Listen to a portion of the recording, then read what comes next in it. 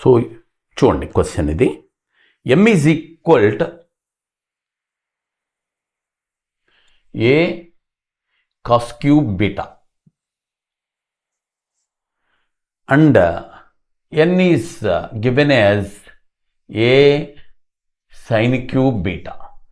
అయితే మొన్న ఏమడిగా అంటే m by a, ఇదిగోండి దిస్ ఇస్ ఆస్క్డ్ అండి, m by a whole power 2/3 plus n by b whole power 2/3. What is the value of this one? దీని value ఎంత అని అడిగాడు.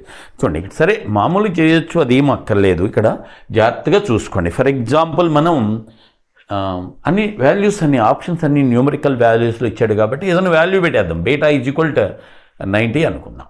ఏమవుతుంది? 90 లేదా 0 ఏదైనా పర్లేదు. బీటా ఈజ్ ఈక్వల్ 90 అనుకున్నాం అనుకోండి. దిస్ కాస్ 90 అంటే 0 అంటే m ఈజ్ ఈక్వల్ టు ఎంత అవుద్దండి? 0.